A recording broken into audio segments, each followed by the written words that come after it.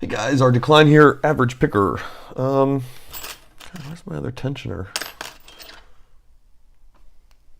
Yeah, a little bit late at night. It's about what, 1:30, 1:40. Not too bad. Let's see if we can't get a challenge lock picked here. This is by Pichaholic, and I think it's called Goldie. Fair amount of flop in there. I don't know about. Try the Attila, see what we get.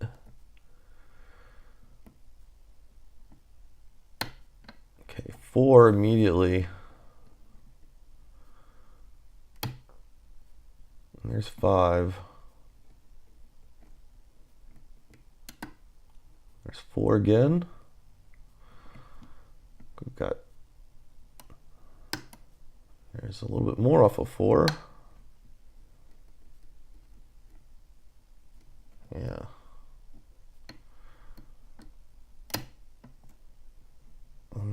That was a little bit more off of 5. A little bit more off of 4. If I push on 5, I can get some feedback from it. I'm going to move on though. I'm a little afraid that I'm just going to be pushing up into the driver. There's 2 and we're open.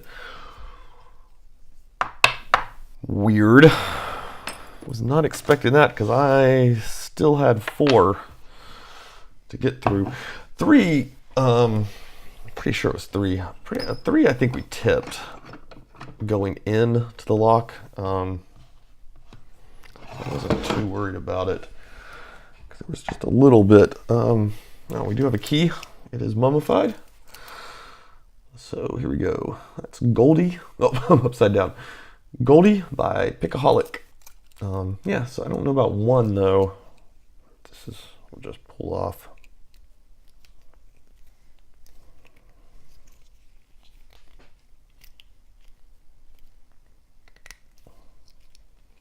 Yeah, there we go. Yeah, so you can see, so 1, yeah, 1 wouldn't have needed much. 3, we tipped going in there. Most of the work was happening back there in 4 and 5 for sure.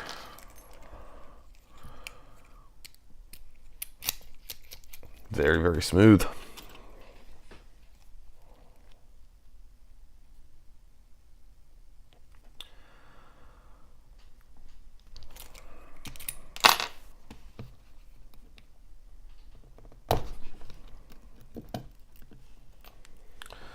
C-clip there.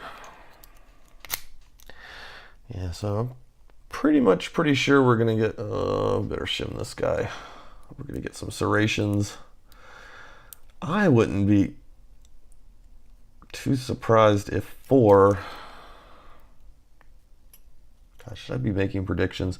I wouldn't be too surprised if 4 was a pin and pin.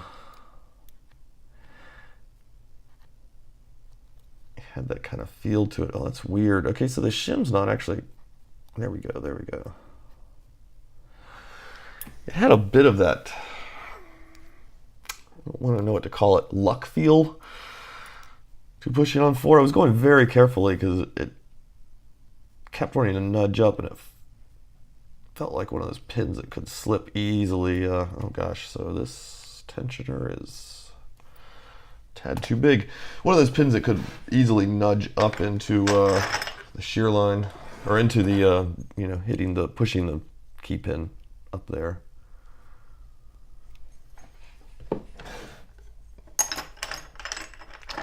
This one's going to be too small. Why is... It's going to be way too small to use. Okay. I don't understand why this is not fitting. It's a pretty standard looking size. And the key is an Ilko, but let's see if we can't do this real carefully.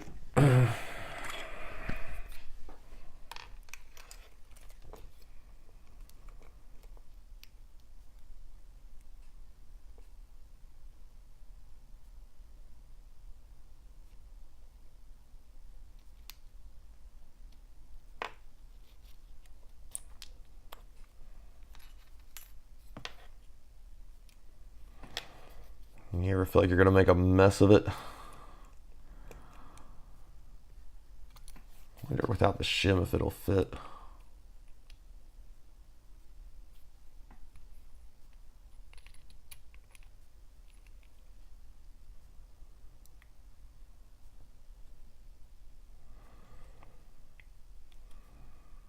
Yeah, I think it's just the weird core. We're going to try to do this from the back.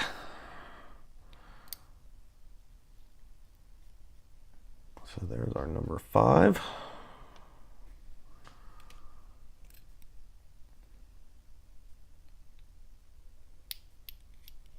See, kids, you don't need a follower.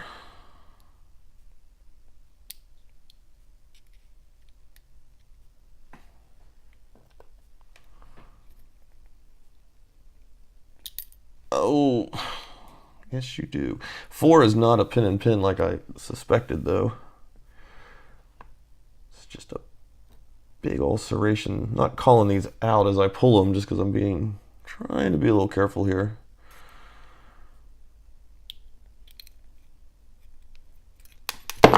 Ah, lovely. Oh, awesome little T-pin up there on 1, though. It's a shame that that didn't come into much play.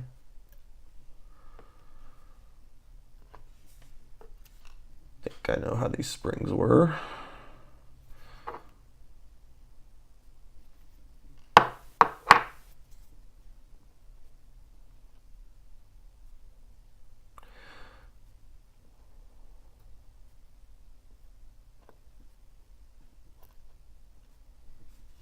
Not near the disaster it could have been. It could have been much, much, much worse. Okay, let's see what we got up. 5. Little spool guy. It's going to be interesting putting this guy back together. I've got some other followers in the other room, though, so maybe... Wow, they're in there really tight. So maybe one of my other ones will fit it.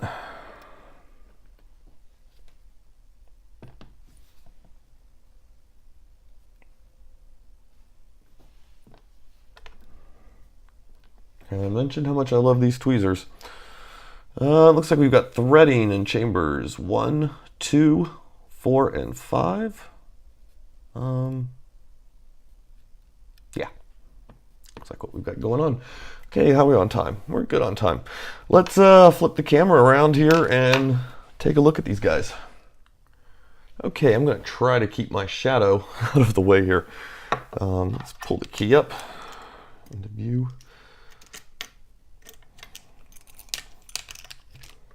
Something like that. So yeah, check these guys out. So most, we'll go through it, we'll just look at them. So our 5, oh, nice little serration works on the top there. Yeah. 5 and 4 were definitely the ones getting most of the work. Oh yeah, look at that. I really felt like this guy wanted to overlift. Or I was nervous about him potentially overlifting. It was getting to be high. You know what I mean? Like, it clicked down through so much. And I was kind of expecting that pin to be a bit bigger. I'm trying to stay out of the light here. I keep casting a shadow across everything. Very nice little spool on him. Oh, just can't hang on to anything tonight. But yeah, it's got some nice serration work on it. That very, very nice. Oh, well, that is fantastic there, Pichaholic. Very nice, very even.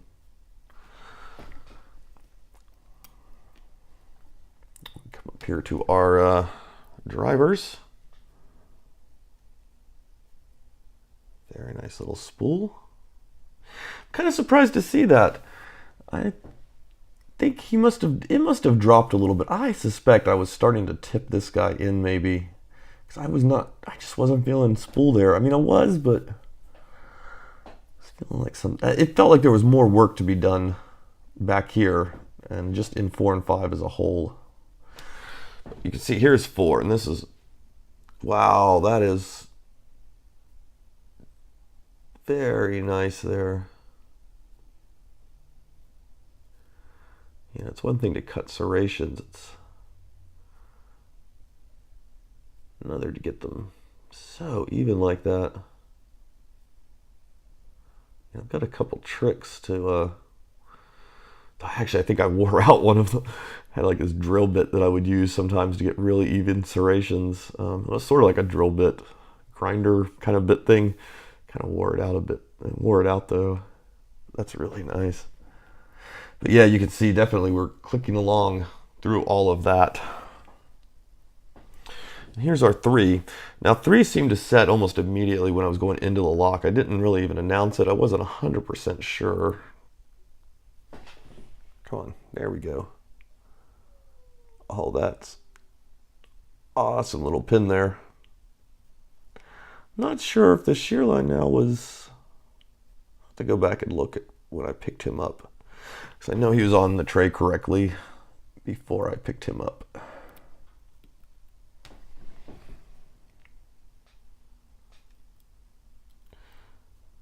Big, long, just full of serrations. Gosh. And look at 1, our humble number 1, which I don't even remember picking.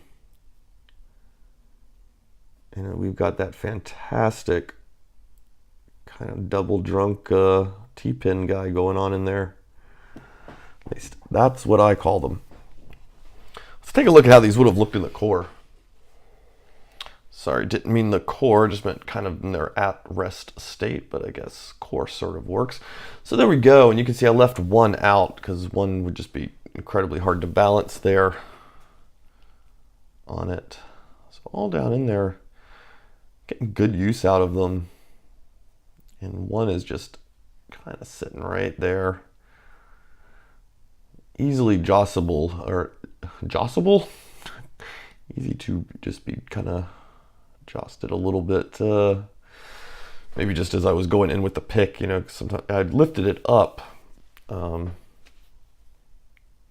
get down around one of these. And so it could have just been that act of lifting to get the tip underneath like 3. Could have been enough to push 1 up and get it. So that would explain that. But yeah, neat little lock there. Neat little lock, Pichaholic. I know it looked like it went pretty quick, but that was fun. And man, those are some great serrations. Love it. Anyway, yeah, I'm going to get this uploaded and get some sleep because I got work in the morning. So you guys have a good one. Oh, and yeah, thanks Pichaholic for pinning it, and thanks Squint for sending it. Now you guys have a good one. I thought this might be interesting enough to come back to, just because some of you are going to look at that and that lock fell open pretty easily. So this was the pick I was using. It was the Attila, and I was picking from this ledge right here. You can see that puts me in real close on those key pins. So if we go key-wise,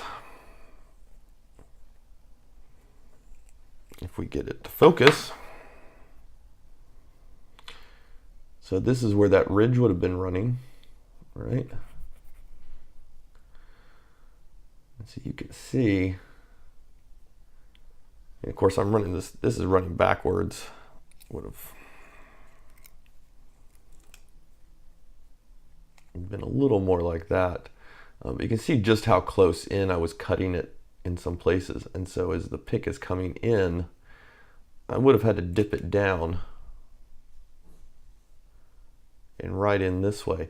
And so you can see I had several chances to tip 1 up and 3, because if I just went straight in, I would have been pushing 1 up And if I came in at a hard angle, I would have only made it back to about 3 in coming to check 4, and that would have been enough to work 1 up into place. So really you can see there, all the work was most of the work was having to be done on 4 and 5. And it was as I was coming up through here, checking the other pins, and all of a sudden we got that open. But you can kind of see why. Anyway, just thought that would be a little bit interesting to glance at real quickly. Again, you guys have a good one. Good night.